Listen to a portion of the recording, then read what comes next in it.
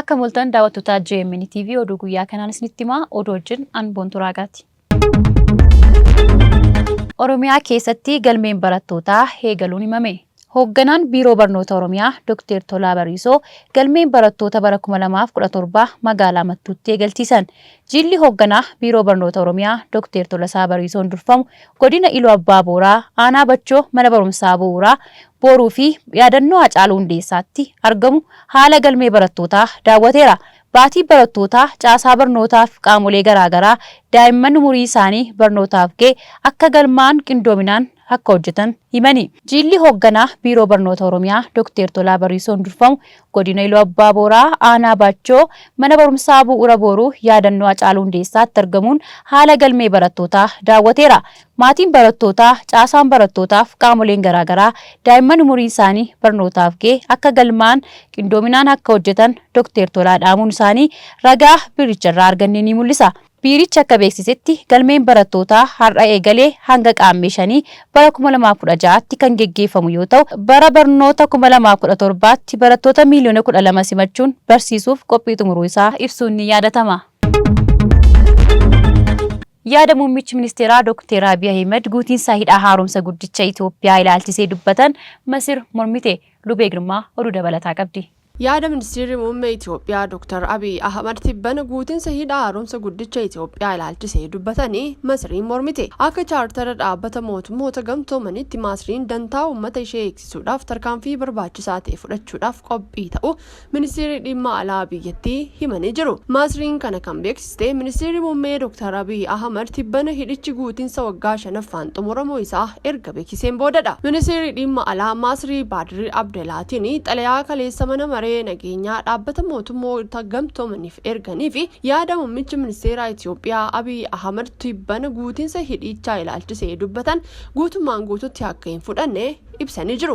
Adeemsi Itoophiyaan ijaarsa hidha haaromsa guddicha Itoophiyaa laga Abbaayyaa irratti xumuruu qajeeltowwan seeraa addunyaa kan faallessuu fi waliigaltee sadan Itoophiyaa, Masrii fi Sudaan bara 2015 kan cabsuudha kan jedhan ministeera dhimma alaa Masriidha. Ministeerichi itti dabaluudhaan Masriin akka chaartara mootummoota gamtoomanitti dantaa uummata ishee kabachiisuudhaaf tarkaanfii barbaachisaa ta'e fudhachuuf qophii ta'uu kan himanii fi hidha haaromsa guddicha Itoophiyaa bara 2011 ministeera muummee duraanii obbo Mallas Zeenaawwiin eegalame yeroo xumuramu humna ibsaa meegaawaatii 5,000 ol maddisiisuu ni danda'a jedhame. Itoophiyaan Masrii fi Sudaan gidduutti bara 2015 waliigalteen gama sadii taasifamus hidhichii fi dambii kanarratti waliigaltee murteessaa irra ga'uu hin dandeenye. Bulchiinsa magaalaa Shaggaritti mariin qophii kabajaa ayyaanota bara haaraa irratti xiyyeeffate dargaggoota hirmaachisee geggeeffame. Itti gaafatamaan waajjira paartii badhaadhinaa damee magaalaa Shaggar obbo Alamaayyoo Tulluu irreechi mallattoo nagaa fi jaalalaa tokkummaa uummata Oromoo ta'uu ibsaniiru. Ayyaanonni bara haaraa madda yaaddoo otoo hin taane madda qaroominaa guddinaaf tokkummaa uummata Oromoo ta'uu qaba jedhan. Ayyaanonni bara 2017 karaa guddummaa Oromoo mul'isu akka kabajamuu fi gaheen dargaggootaa olaanaadha jedhan. Aadaa, seenaa, eenyummaa, wal kabajaa fi obbolummaa uummata Oromoo wareegamaan harragee duudhaaf safuu isaa eegee dhaloota akka darbuuf dargaggoonni gahee adda durummaa waan qabaniif dargaggoonni milkaa'ina kabajaa ayyaana irreechaaf qaamolee nageenyaa waliin ta'uun hojjechuu akka qaban dhaamaniiru. Ayyaanonni bara haaraa madda yaaddoo otoo hin taane madda qaroominaa guddinaaf tokkummaa uummata Oromoo itti mul'atu akka ta'uuf dargaggoonni waardiyaa nageenyaaf tasgabbii ta'uu akka qaban dubbataniiru. Itti gaafatamaan liigii dargaggoo Oromiyaa obbo Darajjii Barraa sosochiin marii ayyaanotaaf bara kanaa karaa safuu fi duudhaa isaa eeggateen akka kabajamuuf qaamoleen garaagaraa waliin geggeeffamaa jiraachuu kaasuun ayyaanni irreechaa calaqqee uummata Oromoo waan ta'eef dargaggoonni keenya ayyaanicha karaa nagaa kabajuu fi gahee isaanii bahachuu qabu dhaamaniiru. Ayyaanni kabajamu kun kan uummataa waan ta'eef dargaggoonni qaamolee duudhaa fi eenyummaa saba kanaa xiqqeessuuf ajandaa siyaasaa godhachuu barbaadan irratti qabsaa'uu akka qaban dubbataniiru. Itti gaafatamaan liigii dargaggoo magaalaa Shaggar dargaggoo Hacaaluu Lachisaa ayyaanni irreechaa calaqqee safuu fi duudhaa uummata Oromoo waan ta'eef kana milkeessuuf dargaggoonni keenya gahee olaanaa qabu jedhan.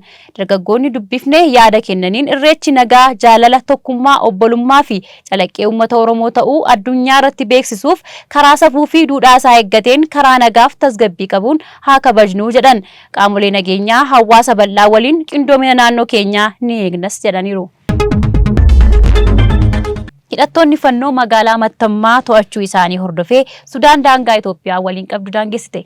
Hidhattoonni fannoo magaalaa Mattammaa to'achuu isaanii hordofee Sudaan daangaa Itoophiyaa waliin qabdu cufte. Lubee Girmaa dabalata oduu qabdi. Hidhattoonni fannoo magaalaa Mattammaa to'achuu isaanii hordofee Sudaan daangaa Itoophiyaa waliin qabdu cufte.